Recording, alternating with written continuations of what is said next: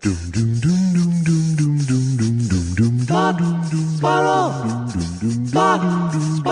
2 Jews, 2 mics, 2 hours, starting now. Breaker, one night. I got a big smoky on my breaker 19. Breaker. That's all I can say. Breaker. You've broken it. Hello, is Breaker there? Oh, we can't record. Why not? My voice is not 100%. Once I tried to go, I don't know if it tells you I'm a professional voiceover artist.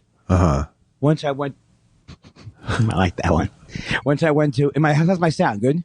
It's, well, except the quality of your voice. What do you mean? I sound terrible? Horrible. I have an ugly sounding voice? Horrible. Wish you'd let me. I wish I could have gotten another. I'm trying to do the guy from next door from Bob Newhart. Bob. I'm going to have a barbecue tonight. Borrow some meat. Something's off about that. That's, everything. A little bit. Yeah, kind of everything. Hey, you look good. Thank you. So here's the thing. One time I went to Bob's Burgers to do a thing, right? Yeah. And so I get there, and I sound like, I don't know how I sounded. I get in like, okay, Bob, pass me a thing. And Lauren Bouchard, whoa. What's going on? I said, what? Your voice is not right. I didn't realize that you shouldn't go to the voiceover. I guess it's because I thought my voice is so unremarkable. Well, what's weird is that you went for Bob Daly, but you actually do sound like Suzanne Plachette today. Oh, Bob. That's not it. No, you don't have to try. No. Well, she didn't have it. Oh, that's rude. I worried about you all weekend. I had 2 things going. Well, it would have been nice if you would have checked in. That's not nice, Josh. I told you Friday I was going to be gone for the whole weekend and would not be able to check in. All right. Give it to me hard now. No. And he checked in very diligently, like a loving friend. And it's so much so that you worry, what is he? What's his angle? I suppose I should say I'm okay, everyone. Yes. That was my next question. Was going to say, okay. Can we record my voice like this? Yeah. I mean, it's, They won't know I'm more from like I'm Bob's talking Burgers. to a Canada goose, but that's okay. I don't even get that joke. What is a Canada goose? Canada? If I was playing Jeopardy and I said, what is Canada goose? Will I lose? Yes. I meant to say Canada goose. Yeah. Well, you fucked up. I happen to know the guy who's the Jeopardy guy. Yeah. Which is why you can't go on. I met him. Yes. If I went on with the other lady who's hosting, you know what I would say early on? Guess. Yes, please. I'll take annoying commercials for 50. Yes, please. Let me ask you a question. What's her name again? I forget. All right, so you are you're a neuroscientist. So explain to me exactly how these particular ingredients in your product help your brain go. Ow, it's not TV, it's those commercials that get me. It's not TV, it's those commercials that get me. Oh, am I? Yes, please. Am I Bialik? I'm sorry. No, I don't think you need to be. So how are you feeling, Josh? I want to know everything that happened, all the exciting anecdotes that happened both on the way to the clinic and on the way back. Yeah. Take it away. Well, they moved me from 8 to 7 a.m. last week. Earlier? They moved me to 8 to 7 a.m. Surgery took place around 10:30, 10:45. So that was a little annoying. That's their wheelhouse, though, isn't it? Getting you a little... It was, yeah. It's the lying there in the little stall for 3 hours was annoying. That shouldn't even be. No. I thought you meant they would keep you in the waiting room or something. No, I was fully prepped for a good long time. Do you need more light to see me, or you got me fine? Just tilt down a bit. Yeah. You made it sound like you actually were happy to see me. I was actually relieved. What is this running bit about me being so homely or so unattractive because of aging that you wouldn't even want to look at me? Have I no, if I have no, isn't the Elephant Man said, if you prick me, do I not bleed? Isn't that what he said? Yes, that was the Elephant Man. I made Josh laugh with one of my 4,000 misapprehension bits. No shit, Shylock. It's a little bit like, oh, I have a great show now. Yeah. On my page called, wait, what, Watson? Wait, what, Watson? Watson? See, it's like one of the Sherlock Holmes things. Yeah. Wait, what, Watson? Sherlock Holmes is back. Wouldn't it just be, wait, Watson? I don't know. I don't know if that should be it. I think it should. So, all right. So you weren't really super annoyed. Or slightly annoyed. But why does it keep happening? It doesn't. I mean, I was plenty annoyed, but there was no difference in my behavior because of it, probably. And that is the Josh Weinstein and the nurses promise. liked me because I'm witty in those situations. This is one of my beliefs of the spirituality of our. Oh God, I'm so stupid. Okay, I'm that. I know I was stupid. I knew I was stupid, but this time I was so stupid, and I can't remember. Is it when you're in the courtroom you go, and this is what my predicate, and this is what is it? The case is predicated on. I know you want people to think that internally more than to say it. Yeah. Here's what I hear on every single Dateline. We don't have one shred of physical anything. Yeah. It's going to be a tough trial. They never have any. This is going to be a circumstantial evidence case. Right? Right. All right. So give me more. I need more than just that you were annoyed. I don't feel like you necessarily want more. I feel like has that ever. Nevertheless. So in this stall that you were in, how big was it? Like a 10 by 12, like where they would keep you in maximum? There was the width of the bed and someone to fuck with me. And was Allison go this far back with you? No. Oh, I would ask for Susan please. My wife is worried about me. Your wife? What's your wife's name? Susan Malden. She must be. There's nobody in the waiting room with that name. The idea being, as soon as I go into the inner area, racing around town, doing all the things she can't do when I'm around, Bed Bath & Beyond, boom, load it up, fellas. All right. But that didn't happen. That did not. But she was not. She dropped you off, of course. She did not, actually. A friend did, but Allison. It was in Marina Del Rey, and my wife is not a freeway driver. Now I am angry because I asked you if there's anything I could do. Yeah, no, I already had it arranged at that point. To the guy who used to take you to the airport? Huh? The guy who used to take you to the airport, rock and roll driving? Yes, rock and roll music. Yes. It was a rock and roll ambulance I had them drop me off in. It was, decked out like a prom limo, but it's outside. It's a rock and roll ambulance. I think, and I don't know about you, but that's the only thing I miss about younger days was prom-oriented things. And I'm not even talking about when I went to the prom. I'm talking about when I did comedy for prom. The greatest crowds. People going on their prom. Yeah. Shouldn't that be too young? How do you go there? I had to do a couple of, did I do a couple or just one really bad one where I hit a deer on the way? That would be all I remember of that gig. Like a high school lock-in, where the kids are like locked in the school overnight for the big party.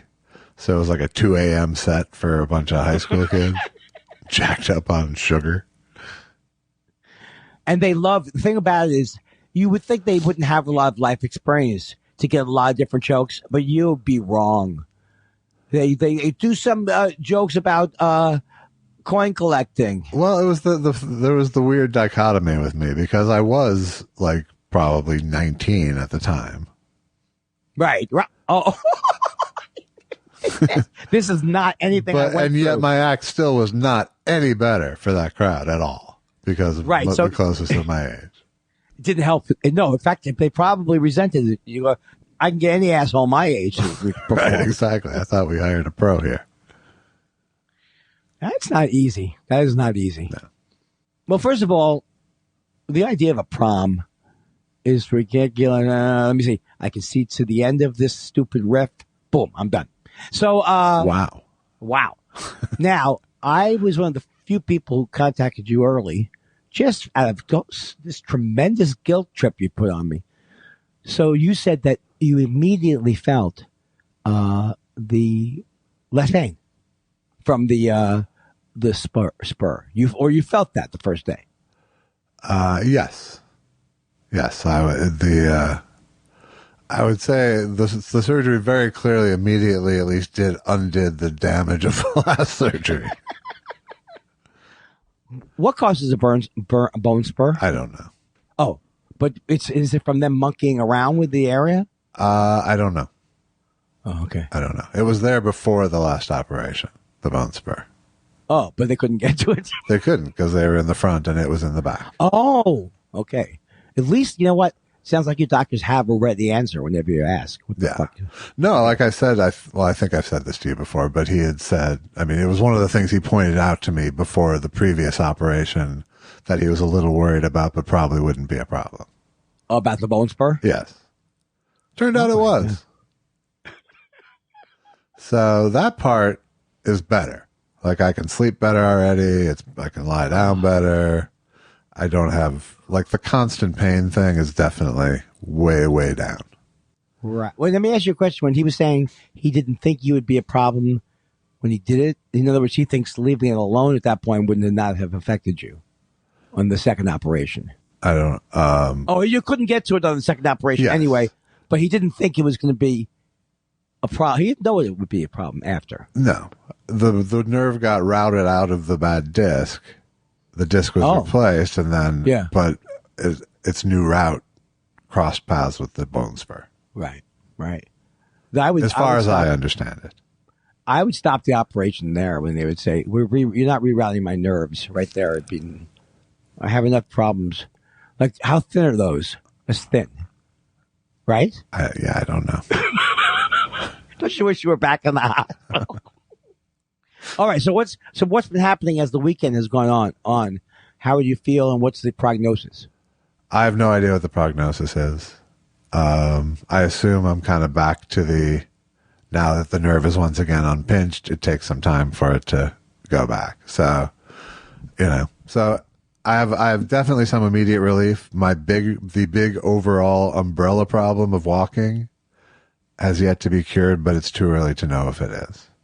Right. And the walking that you're trying to talk about is just normal, nothing big. Just walking to the cars. No, walking to the cars I've been able to do the whole time. But walking a block, my legs seize up and I can't walk further.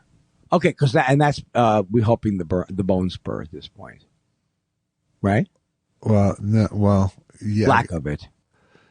Yeah, I mean, it's that nerve has been crimped the whole time, but it was initially crimped by a disc, and then it continued to be crimped by. So you may have needed all these operations. I'm just trying to play devil's advocate. Well, I sound a little bit like a representative of the hospital.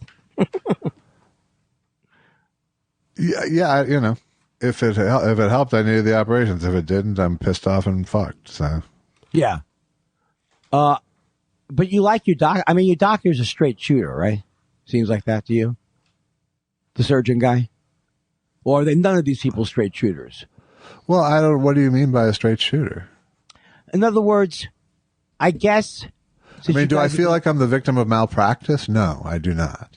Okay. Well, then that's it, I guess.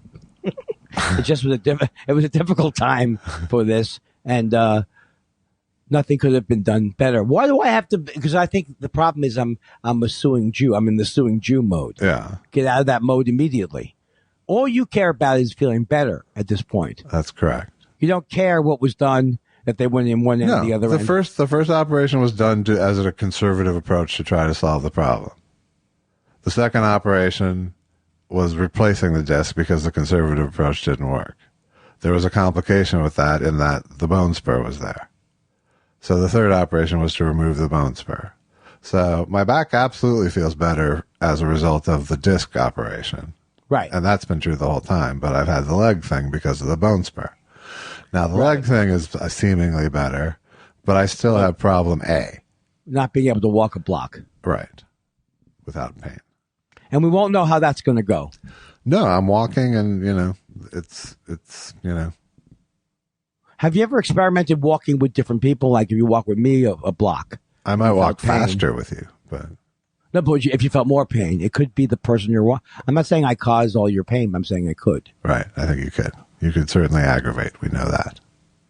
So you're out of competition. You're not doing any of the, because I know both of us, and we weren't going to tell the audience about this, but we do, what are those, half marathon, the triple marathon? What do they do? You swim 5 feet. Triathlons. Yeah, we've been doing a lot of triathlons. You're way more annoyed at me, or maybe you're sleepy. I think you're sleepy. Is it because I was late? No. 5 minutes late? No. Is it because I have nothing to say? I'm not annoyed with you. Is it because is it because I won't let it go? Well, no. I mean, you just put me in a bad head about my whole back thing. So I'm trying to shake that off. Okay, here's a difficult thing. I don't think you like talking about your back at all. No, I don't. Okay, so you should have prepared an upbeat, and you should have worked it out with Allison. Just a little 7 or 8 to 10 minute anecdote about it. And it was something funny that happened. I tried, and then we had digressions. I was trying to I was trying to talk you through the surgery thing. Oh, but no. How big was the room? He would say things like that. I always wish, to me, my favorite moment, and I know it's not something you're supposed to be looking forward to, but my favorite moment is when you slip right into the other world. And I wish it lasted longer or something. When you have surgery, you mean? Yeah. Well, I don't do that normally. I didn't like this one because I usually don't like I've had 5 surgeries in the last 8 years, I guess. And there's only 2 of them where I remember actually being wheeled into the operating room. And I don't like that. I like that light turns off, light turns on. You have no idea what happened. Yeah, that's me. I have a different. There's much more of a haunting, impending doom thing when you're actually wheeled into the room. I see it differently. I see it like, as a narcissist, I don't want to lose any contact with these people, and I want to know the last thing I remember about me was how hilarious I was before I went under. Yeah. If I don't have that transition, how do I know? But there's all sorts of talking that you do that you have no memory of. There is a phase. There's a phase where they're talking to you and you're answering, but you will have no memory of that whatsoever. Yeah. I do know how Michael Jackson, do I know how Michael Jackson, but you could tell if Michael Jackson wasn't getting any sleep, that propofol is one way to knock you out very quickly. It's true. I wish I could. Maybe I have to do another podcast. There could be an interest in people's reactions to historical events that don't move the ball forward. Have you thought about it for me? I have.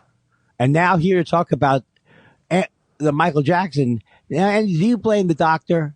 If you told me you'd give me $1 million right now, I could not name you the doctor in that case. And I know it's not Dr. Benny Boombatz. It's not. You can't remember it. No, I can't. What's he been doing recently? It was Philip. I think it was Philip something. Okay. Well, a lot of stuff went on while you were out. I didn't worry that much once he lost his license. That I was going to. Yeah, did you think?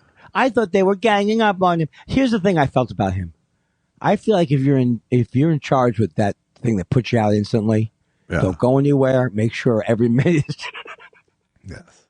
You're not off the clock when he's off the clock. No. That's when your job should start. No, you have to stay and be dedicated to your malpractice with propofol. Yeah, because first of all, how often was that approved for home use? It's not. That was way off label. Yeah, but I'm telling you, until when I was a kid, and I was 19 or 20 or 21, I never thought that I'd ever have a time in my life to go, oh, I just wanted to get some sleep. Oh, boy. But now, I think when you go through a period where you can't sleep, which has been this way since the pandemic started, then you start to realize, mommy, don't tell daddy. Oh, don't tell daddy. That's terrible. It's weird. It is weird. It's very strange. Well, I had a horrible weekend. Thanks for asking. Oh, my God. I had already fast forwarded in my mind to the World Series parade. I know. I was walking down the street, and then I got so enraged. I think it's so enraged, but I realized, oh, my God, if you really were involved as much on Twitter with sports, it would be a killer because it really doesn't matter. And now you are arguing with people about who was right. The most vehement people on the internet. Yeah. What are you doing to yourself, Andy? And I have less facts in this area. Sure. I mean, you're more of the I hate the way he wears his hat kind of a guy.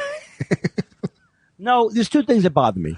I in general don't like how the big stations, well, I guess it's only ESPN. I'm not a fan of I guess I like Mike Tirico. There are people I like. Well, he doesn't work for that. What network am I talking about? I don't know. ESPN for a second there, but I don't. Right. So they have these people, and I'm just going, I'm excited. David Cohen used a picture for the Mets. But it is not that way. It's just annoying. They had a terrible, and I don't like it better when there's Joe Buck. I can't think of any. You don't like sports announcers. I think we could establish that. You just don't like them. No, that's not true. I love the Mets, and I love the Mets announcers. I'm in love with them. That's because they're talking about your boys. No, I don't. That's what the argument has been made. But many people have backed me up that they are the funniest and the best crew. Yeah. Because most of the people I can't listen to. Yeah. I know you're going to say I'm a homer, but I love Jim. What was his name? I don't know. Jim Scully. I love Jim Scully. I think it's anything but Jim. Anything but. No, I love Vin Scully. And I love people. I even like Harry Carey during the time period where, how could you not like Harry Carey? He was just pretty drunk and yelling. Right. So I can appreciate, for a long time I had mixed feelings about, who was the guy who, wasn't Hank Aaron, but there was a guy who did another black fella. All right, just go on to something else. Ow. It was another black fella. I had two black fellas in my brain. Joe Morgan? Joe Morgan? Joe Morgan, yeah. And sometimes I'd love him, and sometimes he'd get on my nerves. What was your feeling about Joe Morgan? You don't get that far along with it. Joe Morgan could be annoying. Yes. Bit of a and stickler. David Cohen, he's a bit of a stickler. That's right. He seems annoyed sometimes. Yeah. But here's what happened yesterday in the game. After you see them, they show a quick two-shot of DeGrom and Scherzer, and someone in the booth. They say it was David Cohen. He goes, see you guys later. Or, nice knowing you guys. Yeah. It says, with a two-shot with them on screen. Yeah. Nice knowing you guys. Well, me and about 1 million other people got angry. Yeah. What the fuck are you doing that? Then these other people come in. They go, that's not what it was, stupid. And it's always that kind of thing. The first guy was very nice about it, right? Right. He said, that was David Cohen talking to the other two people about whether having seen last time I'm going to see him in the booth. I'm still not sure. I felt I heard something not quite like that. Yeah. And I said, well, I'd like to see the tape. Right? Just like that. I'd like to see the tape. And then some other guy comes saying, he said he's wrong. He's right and you're wrong, Andy. He's right and you're wrong. It's like, what the fuck? This is not settled law, Josh. Is it really? So I just got very upset, and I realized, why am I watching any of this? And then I tried to convince myself, even if the Mets had gone further, you would have gotten more upset when they finally lost. That's not true, though. They could have won, right? They could have. There's no two teams in every game. Look, you're just arguing gleefully the other side of how you used to pick on your brother or something when he would be sad about a team. No, he never was. Neither of you guys got that upset about sports? No. Oh, hopefully then. Because here's what I think the issue comes up is, like, everybody is like my parents were with life in general. I know what they should have done. So I get very defensive. Like, I like Buck Showalter. He's the manager. Now he should be fired. The whole management sucks. So this reminds me of very much like comedy. And then, well, I'm the guy in comedy who says what's wrong. So it's just maybe this whole thing is just very annoying, criticizing other people. There's no upside to it. I think it's part of a well-balanced breakfast. And in other words, you have to keep it in balance. Yeah. It can't be your only thing. That's true. So immediately, luckily you have the whole hating yourself thing to balance it off. The hating yourself thing is the issue is that some kind of interpersonal thing that I still don't get. I still don't quite understand it. I want to be able to say things in the most strong way possible, but I don't want anybody to react to it with this. I think I'm very much like these comics who are worried about being canceled. Right? They just want to. It is the same thing. It is the same thing. I want to say whatever I want to say, and I want everyone to say you're right. That's it. Yeah. That's it. Yes. I wish there was more to it. No, there really isn't. But then I said to myself, I'm not going to. It's it. It's over. But I'm already rooting for the Jets, and I'm already rooting for other things. See, when I root for other things, I don't get as. It's like I can root against Tom Brady, right? Sure. Every time, every play. But what if you bought the NFL package? Okay, what if I bought it? I don't think that we don't know about this. This is all satellite based, isn't it? Or is there other things going on? No, I think you can get the NFL game day package. Can't you get you that? Can? Can't you get that on Amazon Prime? On cable or something? I don't know if you can. I think it's an illusion, but I never understood what Dish, where the bodies were buried, or satellite TV. How could you make an exclusive deal for the first 30 years of the sport? I don't know. A lot of money. It does seem to be breaking up. Is that what it is? Is Dish? It's only Dish for the NFL package? It was forever. Forever. But now I see hey, you want to watch football on a Wednesday afternoon? Well, we're playing, and you could see it over on Roku. Right. That was my idea of a joke. Roku. The main thing is, you'll agree, the viewer has so many more choices and things are so much cheaper now. And whether it's your phone or whatever it is, more choices and things are getting better and better. In every facet of life. It's easy because, literally, and I'm not lying about this, the Spectrum guy's on there every other commercial, not just on the cable things. If you're watching ABC, the Spectrum guy they don't have any commercials except the Spectrum guy, mostly. Yeah. Do you find the same thing to be true? I think there might be a slight exaggeration there, but he's ubiquitous in many ways, yes. And so that forces me to constantly evaluate the commercial. So I go, He's not bad. He's not bad. He comes out. No, he's a little poor man's Bill Burr, kind of. Yeah, he has. Well, don't say that to him. See, that's right. See, I automatically went to now I'm him. Now I'm the poor man's Bill Burr. Yeah. How could you call him the poor man's Bill? All right, so. Because he's a guy in a commercial who annoys me after a while? Right. So, but he comes out and he goes, how do you people know, that we have the fastest crime rates or whatever the hell they talk about? And the lady goes, I know that. She goes, well, you work here. So, boom, I'm almost laughing. It's almost like an uppercut or a jab. I'm almost laughing. Now I'm walking around.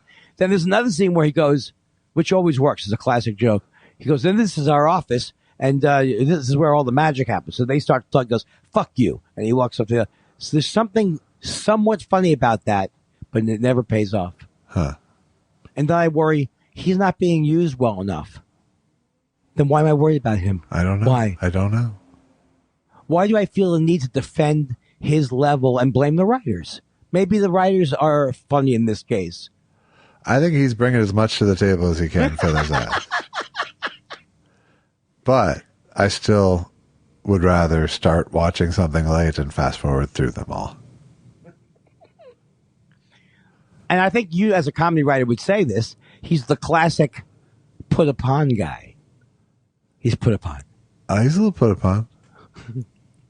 But he's also got a little bit of a self-starter in him. He does.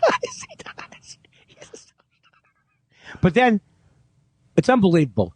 He's telling you at the beginning of the commercial, it's too complicated these days. Everything's so complicated. So what's the kicker? He sits down in a restaurant. Just give me, I like coffee. Half. I'll just have water. Spilled, filled, schmeckled, streamed, crystal geyser. Another funny word. Wait, what? Oh, it's not TV. Not TV. It's those commercials that get me. I'm telling you, commercial writers, I've seen it all, man. You can't get me laughing that easy. Up your game. Hey, I'm the son of a commercial writer. You be careful. You know, I also think, you know who's back? They're back now. That those commercials don't turn into your father. They're back. They have 2 new ones that are Good. very good. That's fantastic. One is where he's online in a bookstore. Uh-huh. It's very funny. Because once you put your John Hancock thing, goes, let's just call it a signature. Uh-huh. Did I ruin it for you? No, I saw it. Did you see the other new one? I can't remember what the premise was. There's another new one. Oh, my God.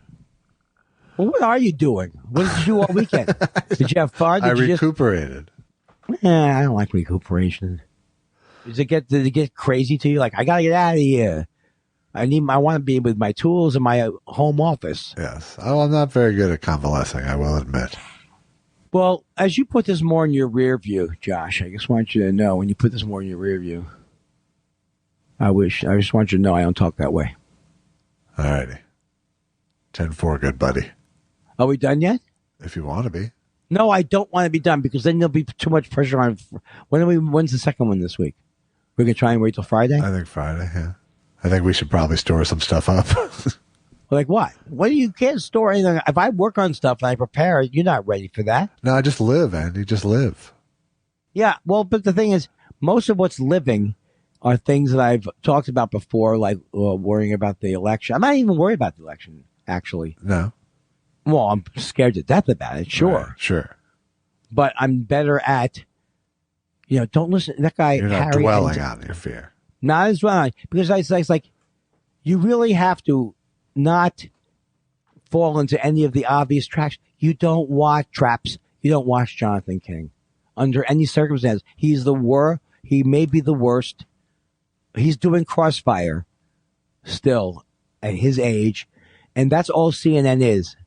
Certainly in the morning, every show is a Crossfire type show. So, if you can't turn off any of that stuff, then you're going to be miserable about it. But it used to be that I felt like there were election cycles where now he's kind of like not respected as much. Like they had Nate Silver. We thought he had the keys to the kingdom once. Right.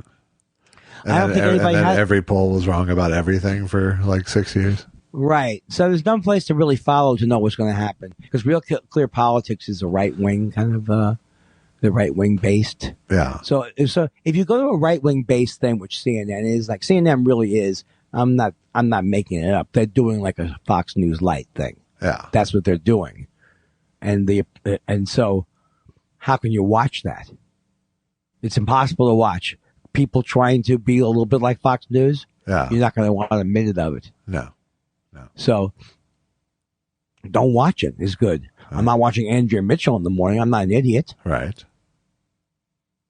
All I'm trying to do is donate. That's good.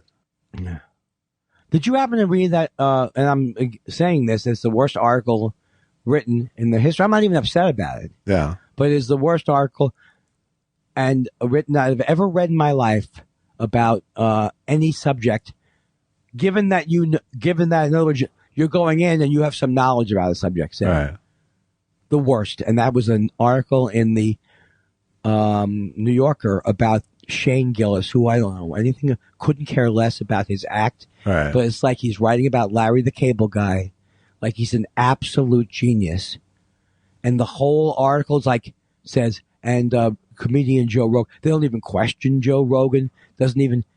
And I'm asking you this, Josh. I'm asking you this because I know that a lot of times you'll say I'm over exaggerating. Would you please read that article if I send it to you or something between now and Friday? Yes, I will. Okay. All I want you to do is just agree with me or disagree with me about how terribly it's. I saw one excerpted thing from it, I think, where it was like about how, well, he still falls into casual homophobic something or, Yeah. But they just try and justify that. They're saying all great comedians. In other words, my take is very clear. The reason why you say use the CHIN, the C word to yell at Chinese people is you're not going to get as much, you're not going to get punched in the face the first time you do it. In other words, I'm not even saying punch in the face, but the point is you wouldn't use the N-word like that. He would never. So there's calculation in what he's doing, and the calculation is, we don't care that much. People aren't. Oh, like it's not like you can't hate Asians more than black people. It's a solid point. But the thing is, so the story basically says, it says things like this. Louis C.K. His career was affected when 6 women accused him of sexual misconduct. Then the article is, Louis C.K. and Shane have become really good friends. Yeah. Louis says, this guy's great. I think he's amazing. Then just explores the whole world that Louis and this guy's building. There's nothing about, and by the way, Louis C.K. never really apologized or anything. It's like, it's just the fraternity of the canceled. Right. And this guy, it ain't so bad. And here's my thing that you're going to probably say, it's me going in that's the problem. I don't think a shit article like this should be in the New Yorker. I subscribe to the New Yorker because in general, there's a certain level of quality to it. This could have been in the Washington Examiner or in the Cringe Comedy or something. Right. It was a fluff piece about a cringe comic. Yeah. It was beneath both the magazine and comedy. And I was starting to think, and you won't be able to answer this for me, but they're very funny people who write at the New Yorker. Very funny people and great writers there. But like I've noticed, like the shouts and murmurs are sometimes to the level of bad Mad Magazine. Yeah. So I'm wondering. No one gets paid anymore, Andy. Is that what you think it is? Yeah. I would think the New Yorker. Oh, okay. Still a race to the bottom, no matter how of all the magazines, the New Yorker is still kind of respected. You're still saying shitty money politics. It's still at the top of a very sinking hill. Well, you made me feel better about my operation. I'm not going anywhere yet. Don't quit on me, please. All right. You know what I'm pleased about? You know what I'm pleased about is that you don't seem to be in a lot of pain right now. I'm not in a lot of pain. I'm in less pain than the other 2 operations, and I have someone stab me in the back kind of pain, right? And I have some residual leg nerve stuff, but it's way better. So, stab. Have you seen my career? You talk about stab in the back. Yes. You said you were in the operation, right? I'll tell you what stab in the back is. You get a funny one. Uh-huh. I'm just getting back into the swing of it. Right. Swing of things. How was editing the show after the operation? I had done most of it before, thankfully, so it wasn't too hard. I'm going to ask you this, and you think I'm joking with you because of the way I'm prefacing it with the fakey thing. Uh-huh. But I have a really serious question to ask you. And the serious question is it hard sometimes because you're laughing so hard when you edit me? Is it hard sometimes? What do you leave in? What do you put out? Is it hard sometimes? It's the suture management, yes. Is that what you would say? Would you say that you're like a surgeon when you do your editing? No, I was saying that I have sutures in my back and laughing would be detrimental. Sutures is not as funny a word as other medical words are. Okay, staples? No. Something. Dissolvable stitches? No, bone spur is funny. Yeah. I got a bone spur. Sure. I'll tell you what the problem was with that joke. I was listening to it. I had a bone spur. Uh-huh. Here's what I do, Josh. I think you're probably aware of it by now. As I get to the end of my terrible thing, I try to laugh it along like a bad comic. All right. This is the classic bad comic. And I don't think you laugh. You're the guy who leaps as the elevator crashes. I told this was Susan, I have done this trick where I go, you ready for it? Oh, I pretend to have hit my head. Yeah. Oh. Susan says, why are you doing that to me? I hate that thing more than anything where I think you've hurt your head. Yeah, because it's like so out of the realm of possibility that you banged your head for real. Right. So, but she doesn't want to hear it.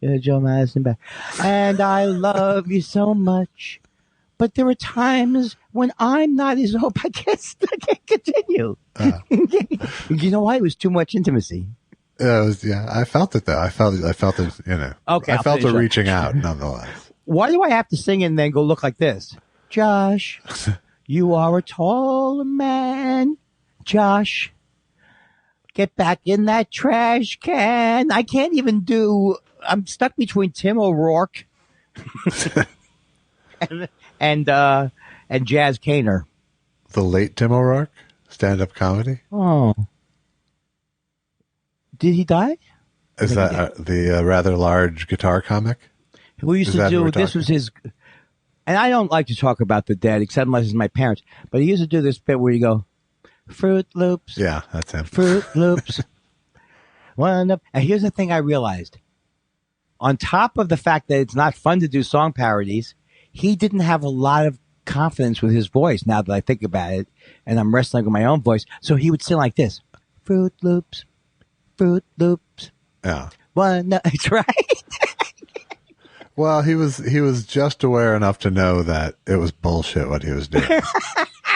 Here's the thing about Tim O'Rourke, who I love and I miss because he was a sweetheart, right? He was a sweetheart of a guy, and when I moved to LA, he was one of the first people who I connected with because we had met on the road a couple months earlier in Texas, where we were working at different clubs, but we were both with like nightmare people. at our respective clubs. So one night we went over to the Funny Bone to see the other comics where he was. And so he and I bonded as sane people. And wait, tell me the setting again. This was Texas? Arlington, Texas is my recollection. Arlington, Texas. Right around Thanksgiving, yeah. It was Thanksgiving weekend. Before the Improv was open then. I have no idea. I was playing at the Comedy Corporation. That's right. That was the club that also had a thing in Phoenix. And too. I was featuring for Mr. Bullhorn. So you can kind of guess where my head was at. Attention. Also, it was like the first time they did like this big Mystery Science Theater marathon on Comedy Central, Turkey Day, they call it. It was like an annual event. And so I'm sitting here at this fucking bad condo in Texas, working with Mr. Bullhorn, watching the show that I had just left, and that sounds so sad. I wasn't watching it, but it was there, and so it was just like the worst. And then when you're younger, doesn't the depression is more overwhelming in that? You know what I mean? Like it's just kind of, yeah. I was 20 or 19, maybe. No, I was 20 because I was just about to move to LA, and. So Tim O'Rourke, getting back to Tim, the most heroic thing he did for me was right after I moved here. It was like the shitstorm of the Western world. It was floods and mudslides and riots and everything fucking happened when I moved here. And the day after the riots, Tim came and it was like there was smoke in the air and you could it really looked like the town had been bombed on the horizon. And Tim came and picked me up and drove me out through Malibu Canyon out to Malibu and wow. No, there's something very nice about living here too. It was this uncharacteristically positive injection at a time where I needed it. So yeah, he was one of those. So he was one of those ready friends for me when I moved to LA. So there will always be a big part of my heart for. Did you keep in touch the late with him Tim O'Rourke? I kept in touch with him some over the years. Yeah. And right. But you always forget, not that you always forget, but it's always a benefit when someone is just a nice person. Yeah, he had a stroke, I think, a couple of years before he died, like a big one. And he wasn't honest about what had happened really. He was very vague about it. And he was in a rehab unit not far from here that I found out. And I tried a couple times to make arrangements to go see him, and he kind of, by the second time of him dodging out, yeah, it was like, oh, he really would prefer not to see me. You're a good friend, though. Well, I tried. I felt bad that he was in that situation. Yeah. You know, the thing is, even when I didn't like song parodies, you know, it's funny because I think I separated when I started to get into making fun of people's acts. I think I did separate from the fact that, oh, he's a really sweet guy. But I don't think I ever made fun of him like in Montreal or something. Right. I think it was just funny on the to talk amongst friends. All of us did Fruit Loops, one of the 5 food groups to each other. Unless you didn't engage in that kind of thing. No, you know, there was certainly a time where someone's act and their person were inextricable for me. You know, yes. Bad act, bad person is my point. Yeah, which is wrong. It's wrong. But I ever tell you the time, I'm not going to even say the guy's name. Yeah, I really don't think it is good to say his name. But I was in playing in Rochester at the club there, the Funny Bone, when my friend Tom Clyde was the manager there. And I had brought my guitar, obviously not on stage. And I get back to the condo, and this guy had taken a wire cut or whatever and cut all the strings off my guitar. Really? Yeah. Wow. And he denied it, and the looks that we exchanged for the rest of the weekend. First of all, I don't like to accuse people because you didn't see him take it, right? So I don't really know for 100%, right. But it just seemed awfully like it. So you came back to the condo after a show. Yeah. And all your guitar strings were cut. Yeah. Like, just not like, I guess it's a prank in a way, but being so sensitive about my voice and sensitive, I took it hard. Yeah. How would you have taken that? Probably differently than you, but still hard, probably. It certainly would have been a violation that would be hard to get over for the week. It's not like you're trying to build a long-term relationship with someone. Now you're just stuck with someone who you think is a fucking vandal. And I don't think and the thing is, I never could say, I think I knew that it was him, but even in the way that I asked around about it and however people reacted, I think other people knew it was, it was just one of those weird deals. So even if it wasn't him, and I haven't said who he is, It's just a weird deal. Yeah. It's a weird deal. That would be, I guess if we were like on a baseball team and we were doing pranks or we were in college, right? You could do something like that. Well, I think, it would have even made more sense if you brought the guitar on stage. Absolutely. Unless you were, were you playing it late at night or early in the morning or doing something that would have been annoying with it to another comic in a condo? I mean, just having it's pretty annoying to another comic. Yeah, I know just having it's pretty annoying, but I also, I have all my friends were there. All my friends worked there, like the guy who run the club. So I don't know if we had jams or I don't really know what we did. Yeah. But I don't remember it being like, I never was a strolling troubadour when I wouldn't have the guitar in the condo, How's it going I always was embarrassed. Not embarrassed about it, just private about it. Yeah.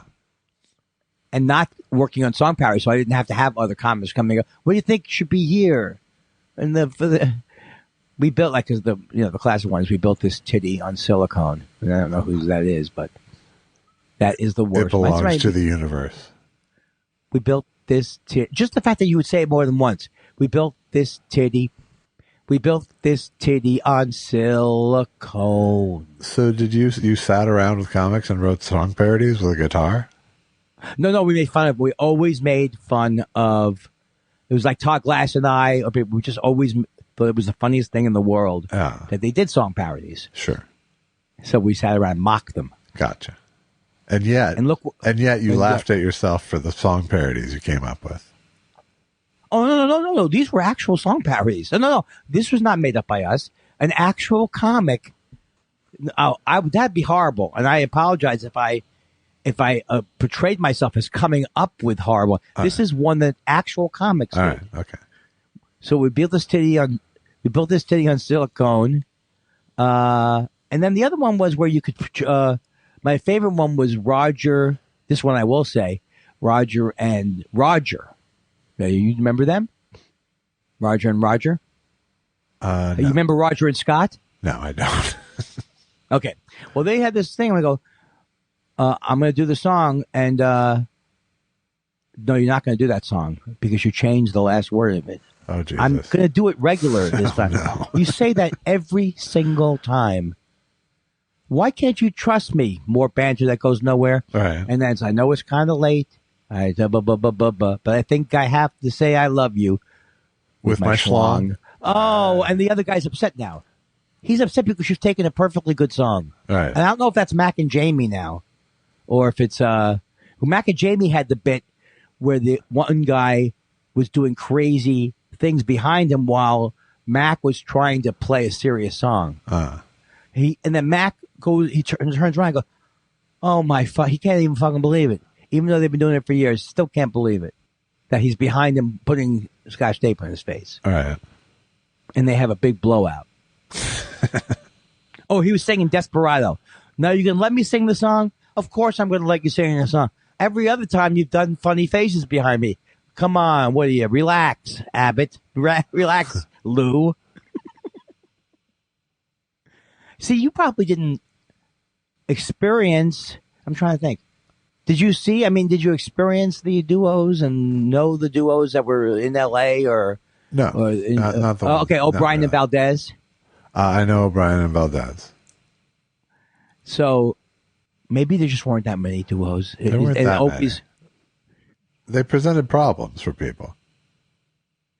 I probably told you the Dan St. Paul story. He's one of the nicest people. You know who he is? Yeah. Did I say the story a lot of time already? No, I don't think so. Okay, so he was... he's like the sweetest guy and a very funny guy, but I was being very obnoxious or something. And they told me this story. Wait, one second. You? Oh, sorry. Go ahead. He told me the story about how he went to L.A. from San Francisco to check out the thing for the both of them. In the meantime, she broke up with him while he was down in L.A. to check out the scene for both of them. Yeah. She broke up with him from San Francisco. So I wrote a song. Dan St. Paul. Dan St. Paul. He went down to L.A. to check out the scene. Got a call from Sue Murphy, who broke up the team of Murphy St. Paul. Yeah. And he didn't, didn't enjoy that song that He much? loved it. He loved it because he knew I was so the thing is, we had that kind of relationship. But the funniest thing anyone's ever said to me was I was being obnoxious, as you've seen me be or whatever, and I was making fun of him. He goes, Andy, I'm sorry life has not been good for you. But I'm trying to watch a movie here. I mean, he was really, really good at bantering with me. Yeah. But I think that's a funny song. He went down to L.A. to check out the scene, got a call from Sue Murphy, is that Three Blind Mice? Mm-hmm. Is that public domain? Sure. Thank you. I'm sorry to have derailed us. That's all right. I'm sorry I messed up the show. I'm still waiting for the rest of the apology song. What's the apology song? It's what you opened with. Oh, yeah. You mean I say I love you with my schlong? No. Josh. Oh, I'm sorry. I have it right here. Josh, you may be taller than me, but I believe I'm handsomer than you. You look more like a Jew. I could pass for Italian. Go fuck yourself. That's all I have so far. Yeah. What do you think? I thought you passed for Italian there at the end. Hoi, hoi, hoi. Hoi, hoi, hoi. Were you ever with people who thought you were funny, but then they would also go, this guy, right? And they point to you amongst the group of friends. No. This guy's a wise guy. No. You know why? Because at 15, you were already living out of a suitcase in Des Moines. Yeah. 15. You had none of these experiences. No. Zero. You had a little briefcase. Uh-huh. You were already like 17. I can't make it. I can't make it with you guys. I'm doing Schmackles. I'm featuring for Mr. Bullhorn. Attention. Josh Weinstein. Attention. Bringing me some coffee from the kitchen would be nice. See, he does it all night. He does it at the condo. Yeah. Attention. He died. So let's stop. He died. You know how he died? And he was a nice man. He was a very nice man, but he died with the bull. It was a bullhorn. Oh, I'm so edgy. You know what? I also make fun of my mother dying, so fuck it, man. I'm like an equal opportunity idiot. Should we go to the questions? Sure. the questions. What do you want to know? We love your questions so much. It's half our show. Half our show. Is it 278? Yeah, Wow, isn't that amazing? it kind of is. Yeah. You know, it's just to me, it just seems like yesterday that you came over to the house and at first I didn't think the podcast would really even be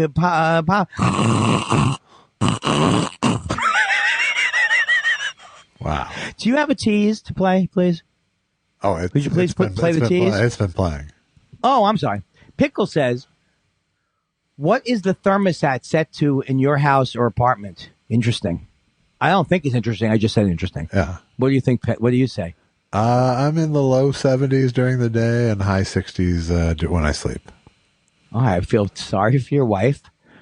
She must be freezing. She must be in an igloo. She's not. Okay, we go with 78, 77. Yuck. Just leave it there. Awful. That's too hot? It's like a home. It's like what? It's like the home, not a home.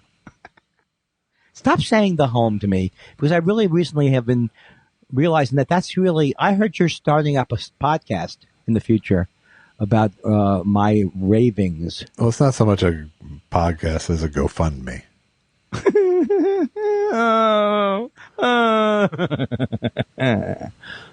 So we got that one cleared, 78, 79. 72, 69.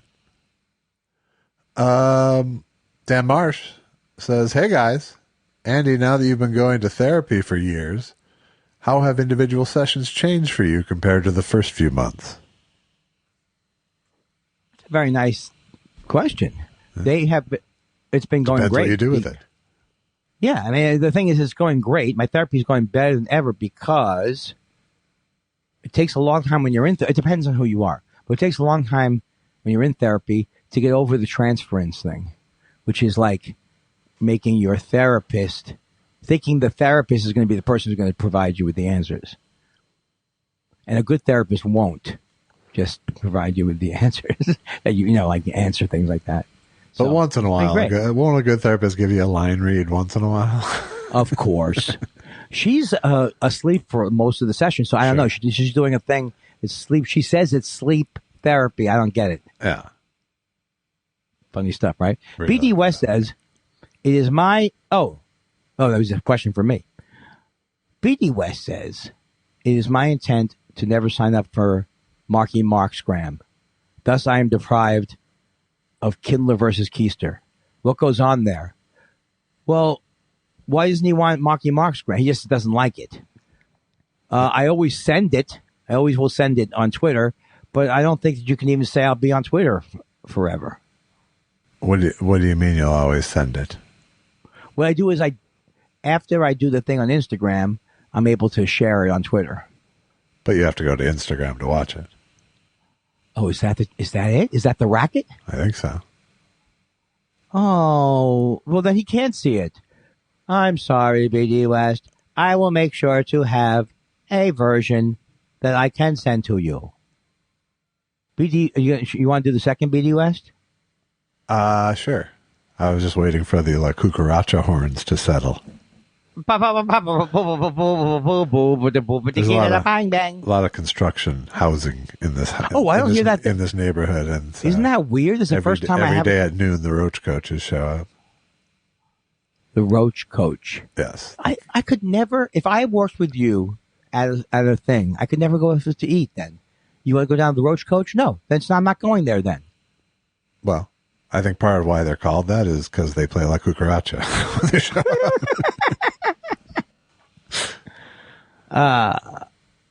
BD West says, I don't want to get all mushy like Tweet Bahara, so I'll just say I think of you two as the Tom Hanks and Steven Spielberg of Sherman Oaks. That's nice, BD. Is it because we're Jewish or something? Well, maybe Tom Hanks isn't. Not so Jewish. I don't think the Hanks man is. He's not.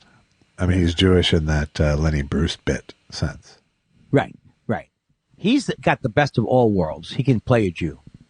Tom Hanks is Jewish. Ted McGinley is Goyish. No, Joe Allen committed a homosexual act. Duckman says, no question this week, but everyone should check out Lifetime's Culture Shock doc series on Hulu. Our favorite, Josh Elvis Weinstein, makes an appearance on their Freaks and Geeks episode. And Gruber. I don't even know what this is. Can you please explain this to us and illuminate us? Yes. There was a series of documentaries called Culture Shock, which I think was actually on A&E originally, not Lifetime. At least when I saw it, it was on A&E. But someone did a Freaks and Geeks documentary, which I appeared in. And it's that must be great. Now available on Hulu. Oh, and who's the documentarian? I can't remember his name, but he did a good job. I want to see that. Check it out.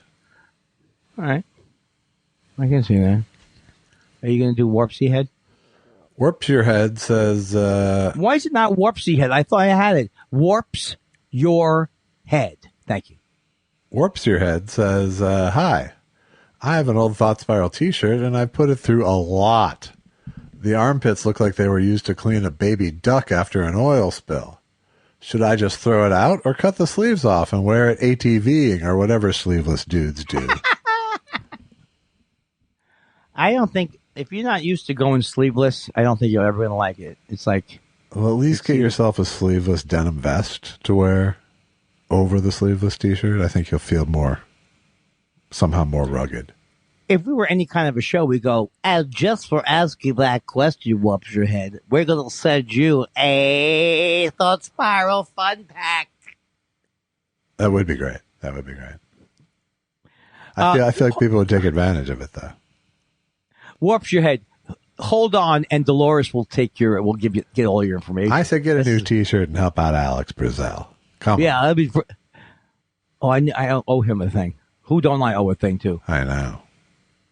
Septic the Third says Mindy Kaling is helming a live-action Scooby-Doo. Remarkable, considering either one alone has never been remotely entertaining.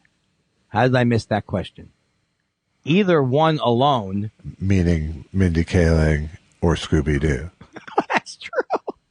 I feel like Scooby-Doo is after my time. Scooby-Doo was after your time. Scooby-Doo was in my time, and it still didn't hit home with me. And who did the voice of Scooby-Doo? I don't know who did Scooby-Doo. How does Scooby talk? Casey Kasem did Shaggy. Oh, okay. Shaggy. It's Shaggy. Like Scoob. Shut up, Shaggy. You gonna play a dead dog? Hey, Shaggy, you gonna play a dead dog thing? Who would you call up with a dead dog thing? People call up and go, this goes out to my dead dog, Spider. I love playing the dumb guy so much. Playing is the operative word there. Not wheelhouse. Oh, I like the name of this next one. You want to take it? A third Jew segues nicely with Andy, your Casey Kasem sign-off the other week reminded me that earlier this month, I heard that Tie a Yellow Ribbon was immediately followed at number 1 on the Billboard Top 100 by Edgar Winter's Frankenstein. The fuck was going on with pop music in 1973? Well, I have to tell you, as someone who heard Edgar Winter's Frankenstein the first time around and thought it was the music had changed. I loved it so much when it was like I loved it. Then I never listened to another Edgar Winters song after that. I've seen Edgar Winter in 2 airports, and he's a frightening sight. I think was 73 a bad time for? No, it wasn't a bad time for music, but maybe for. It was an odd time for music. It was coming from all directions. Right. You'd get like the Welcome Back Kotter theme would be a hit. And then you'd get Let 'Em In. Then you'd get... That's so weird.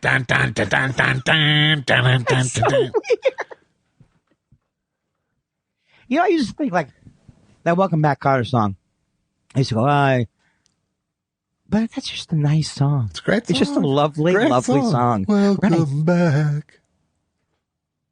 And the fact that we used to the same old place that you laughed about. It's just like it's like the Gilligan's Island thing, but it doesn't have the whole. It's not a horrible song. Although I have to say, whenever I see John Sebastian, I really just want to.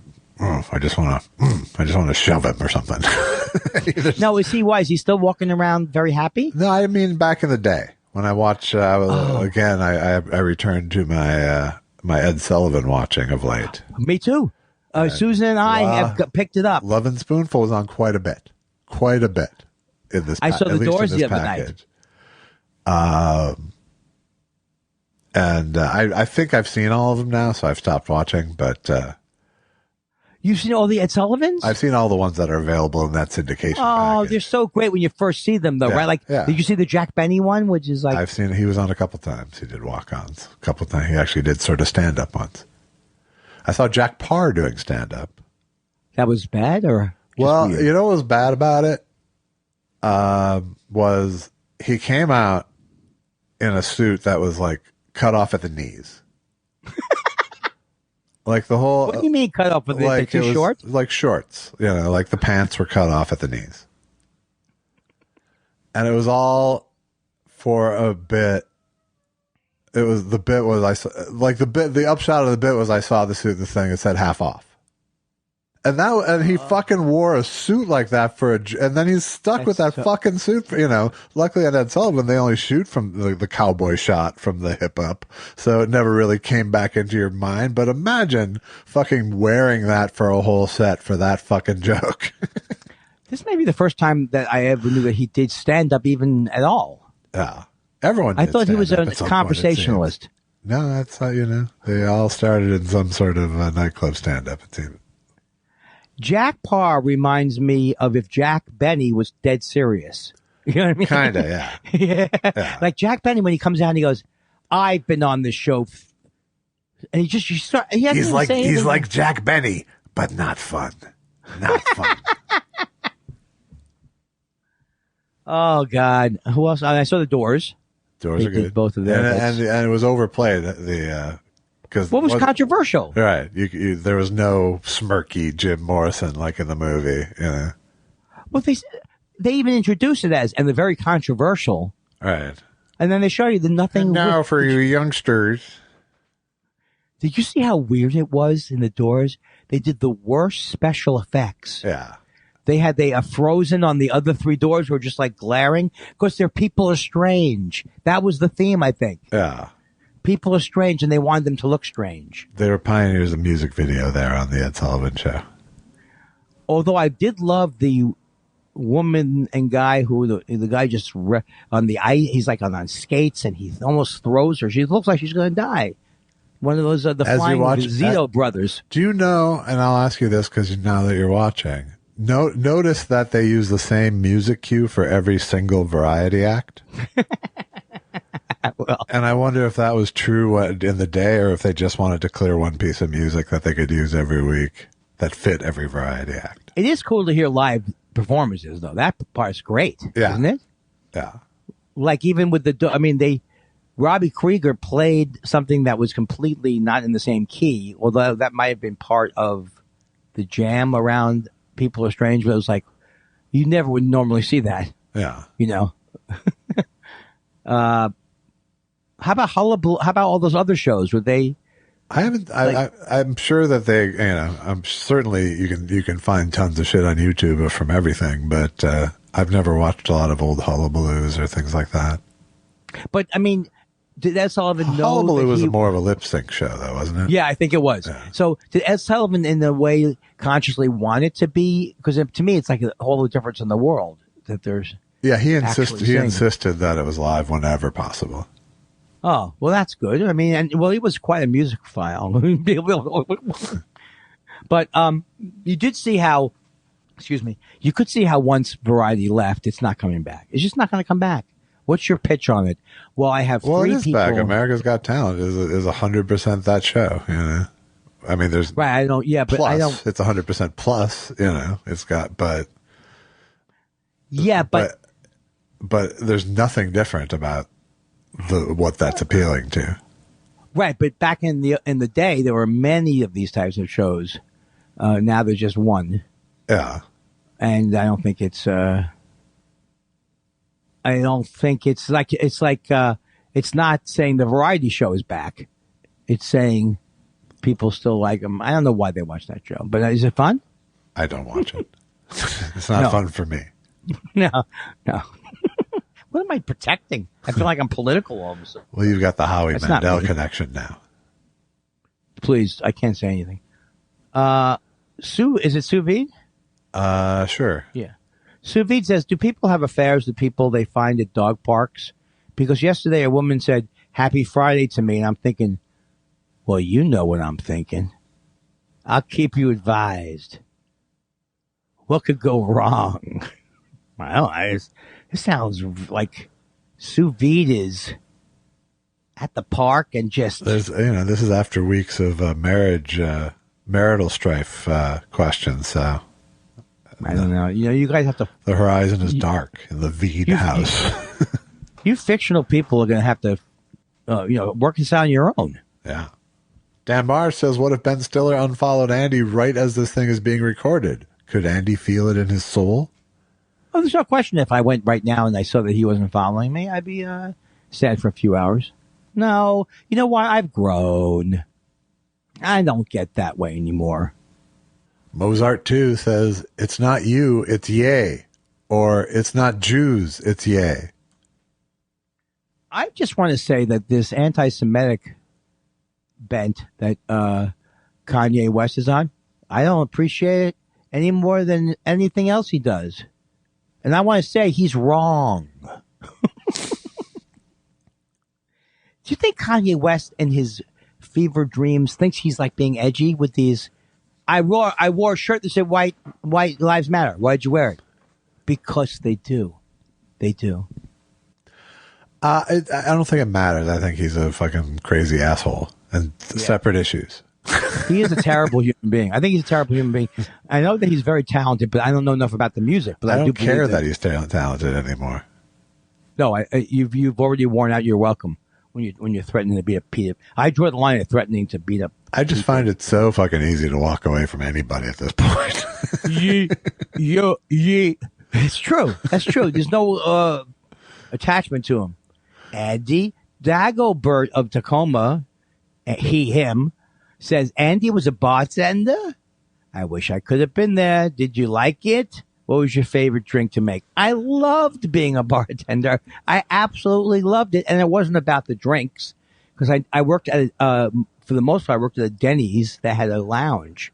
So it wasn't about the great drinks that I made. But the ones I hated making were the strawberry frozen margaritas that people were drinking at some point.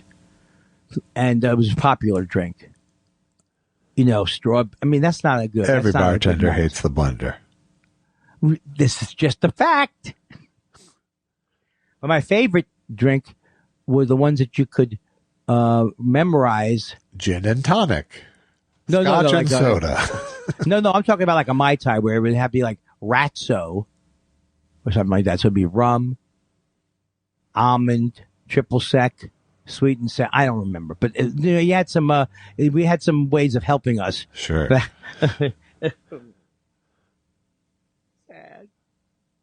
Jason, not a bit Parton, says, did you guys hear about this?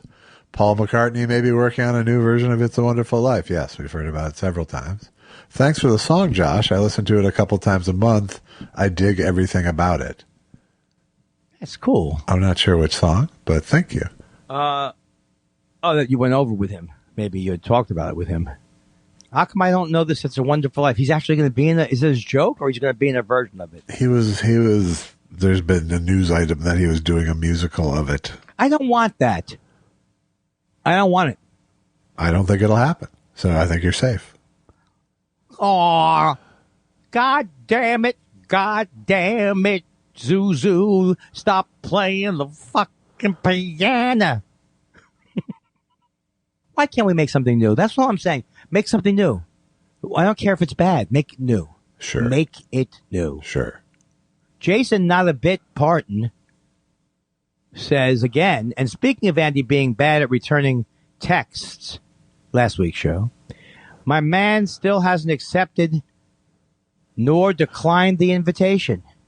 You just got Kindlered. What did he send me? I don't know. I think it's a podcast invitation.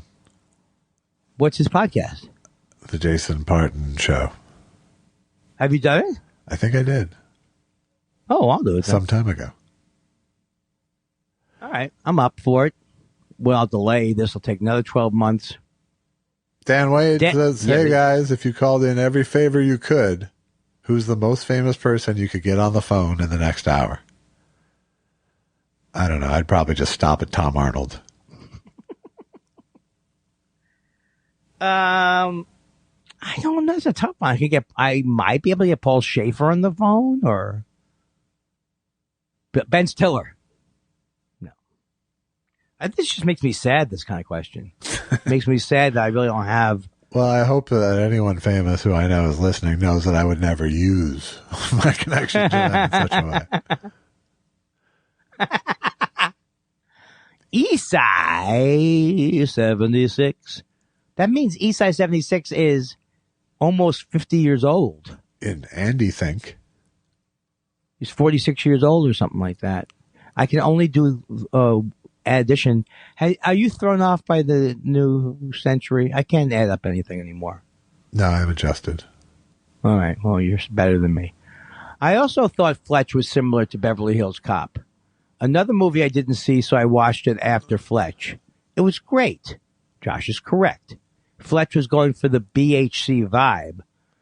What other classic comedy should I watch? Hasta Linguini, Frijoleros. You proud of me? I guess. Hasta Linguini, Frijoleros. It's almost like I'm from Oaxaca or something like that. Uh-huh. You got nothing to say? What other classic comedy should I watch? Huh. How about The Graduate? That's not really. I guess so. I think is the comedy is the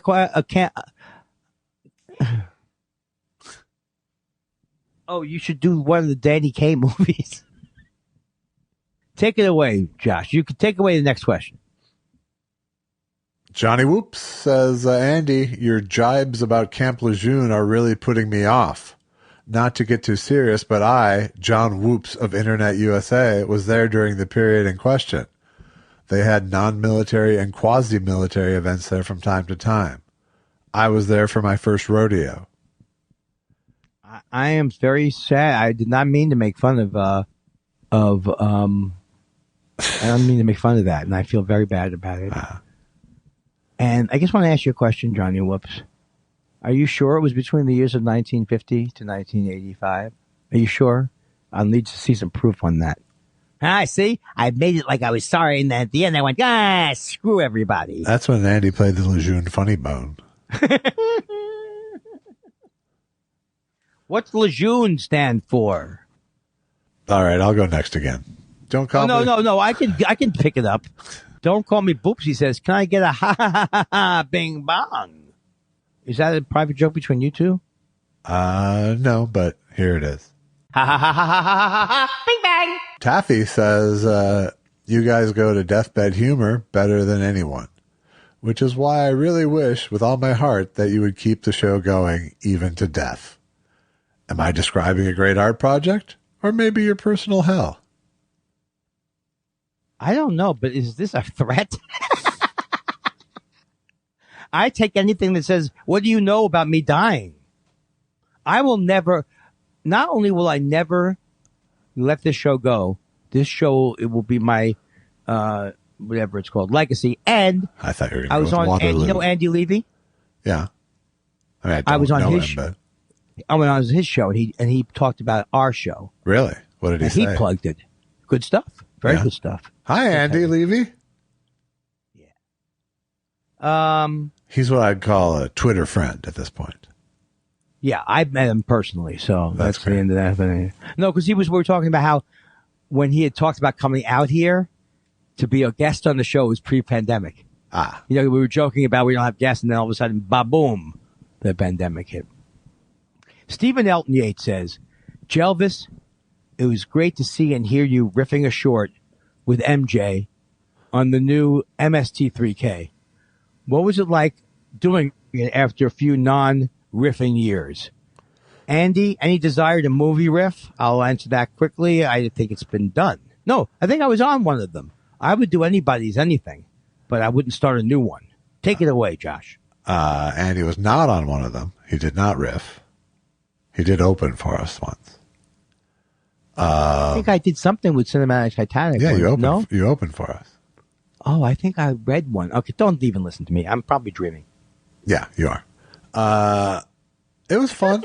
It wasn't hard. It wasn't hard to do again. It was, I helped invent the art form, so it wasn't hard to really slip back into. You sound a little arrogant about this. Oh, I'm sorry.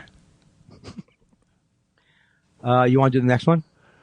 A Serious Man says, hello, gentlemen. Just wanted to mention that a couple of years ago, I found a YouTube video of one of the Mystery Science Theater episodes starring J. Elvis Weinstein. The video was complete with original commercials, including a Comedy Channel promo featuring Andy Kindler.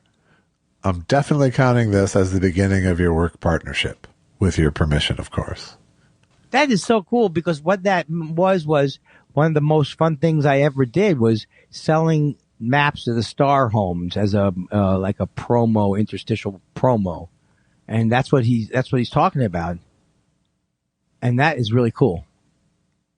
That sounds like it's so funny because it's like a trip down memory lane. I was an adult at the time, but it does sound like a long time ago. It was a long time ago. No, it wasn't. It was just a few years ago, but it really feels long time-ish. Yeah. Taffy says, Andy, get a dog. I have a sweet old terrier mix who sleeps 18 hours a day and brings me lots of joy and laughs. I also suffer from harm OCD. It's much worse with anxiety about my child and never affected me with the dog. And Josh is right. Get an older dog. That is a very, very nice thing to say. And it is interesting, too, because I have to tell you, Taffy, I had not heard of harm OCD. Is that what I had? I don't think so. I was afraid I killed somebody in a car and didn't know. I'll look it up after the show. Walt Nada says, really enjoy this. I'll have a little Walt Nada. Isn't that what he's doing? Huh? Walnetto? I don't know. Fuck me. I don't know what you're doing. I was just reading a name. Really enjoy the show. I listen it into my earphones while helping my boss. He gets mad when I laugh and asks me what's so funny, and I can't tell him it's when someone says pussy lickers. Don't say that don't say that. Do not say that. That tells, just try and soft sell it. That's great news. I think of everybody walking around laughing hilariously with us. Christopher Citro says, first time back at the roller derby since the pandemic last weekend. Our Syracuse home team has the likes of Primal Instinct, Smash, Killin' 'Em Smalls, Hittin' Kitten, and Pterodactyl. If you guys were roller derby, Pterodactyl, spelled like terror. If you guys were roller derby girls, what would be your tough ass roller derby names? Wow, that was an ordeal. That was a tough one. And he has a picture of this local roller derby, which appears to be taking place in a high school gym, which makes it some fucking grassroots ass roller derby going on. There's no, I don't know that I would attend roller derby without at least the inclined ramp. Yeah. Yes. It must be tiring. That's all I got with that. That's all you got? I'm trying to think of what my name would be. I would be like Lady Hematoma. I would be hot, violent dame. Hot, violent femmes. All right, I'll come up with it later. All right. Sorry about that. Oh, my God. Look at this. Greg Kelly. Oh, look at that doggy.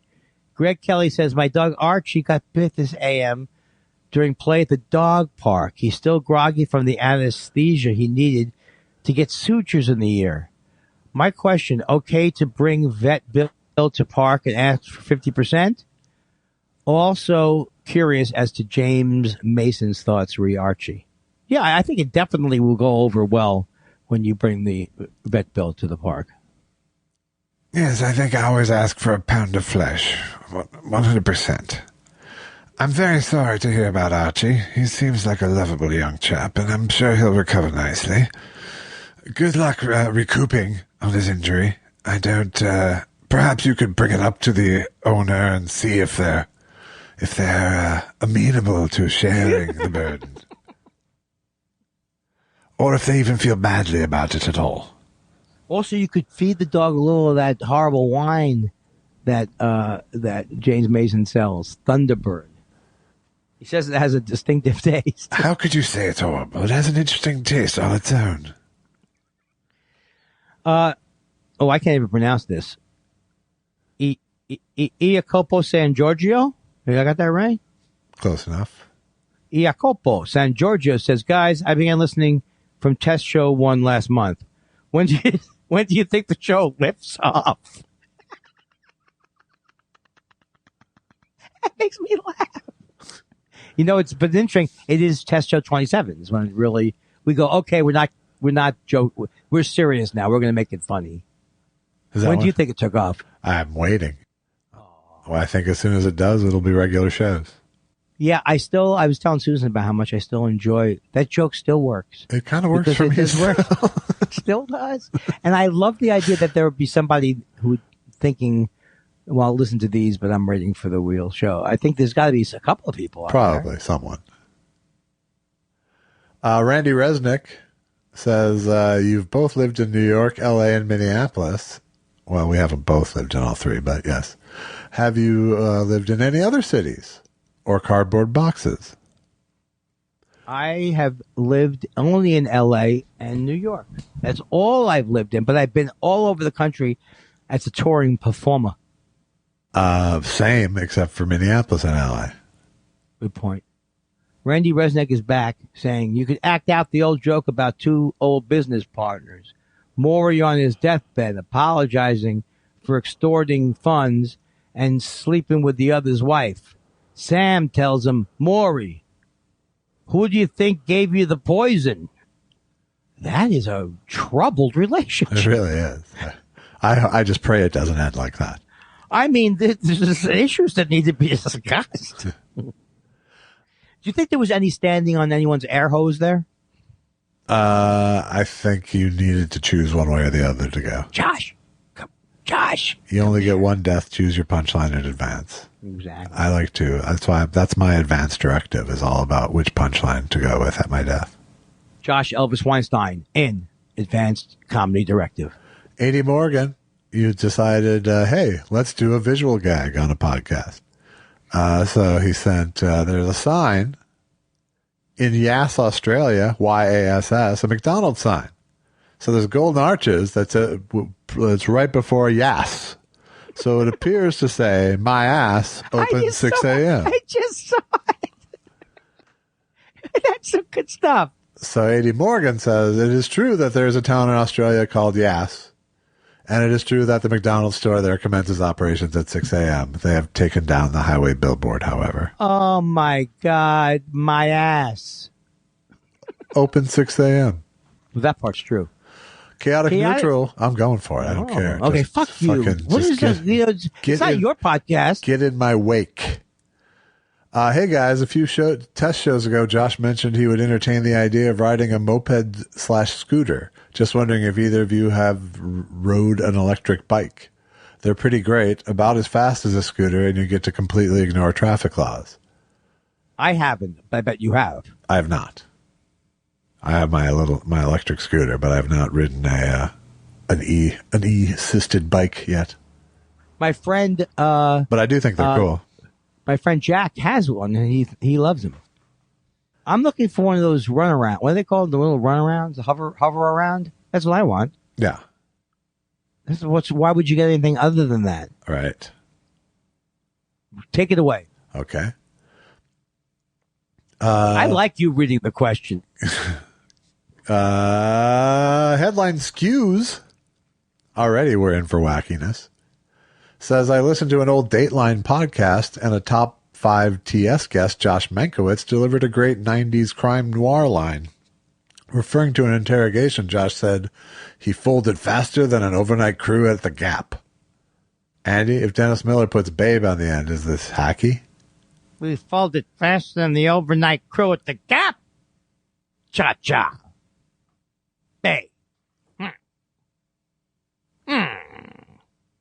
Oh, you know what? Why don't you read the Too Late? John Dunbar says, a few episodes back, Josh spoke proudly about certain Minneapolis bands. Has he ever seen, heard, liked, or cared about the Honey Dogs? Not the Honey Dogs. The Honey Dogs or Trip Shakespeare? Trip Shakespeare, absolutely. They were right in my time frame. I like that name. Were they good? They were good. They became the core of Trip Shakespeare became the band Semisonic. Oh, yes. I've been enjoying them on Music Choice. Closing time. One last call for alcohol. So finish your whiskey or beer. It reminds me of Michael Penn. I know who I want to take you home. That's a good song. They are St. Louis Park, Minnesota. The Wilson guy is, at least. Who is in both bands. I also like the name Semisonic. It's good. I don't have anything good to say, right? I did not know the Honey Dogs, but yes, Trip Shakespeare right in there. They also a Mystery Science Theater connection. They had a song called Tool Master of Brainerd. Wow. And a guy named Jeff Maynard worked at Mystery Science Theater and worked with the Tool Master, Jeff Maynard. You know, I wanted to ask you a question, Josh. I was a big fan of Prince. Now, did you ever get to... Is he from Minnesota? Folks, look, I lost it. I'm very sorry. I ruined it at the end. Sometimes I ruin it at the beginning. Sometimes I ruin it at the middle. This time I decided to ruin it right at the end. You get a funny one, funny one, funny one.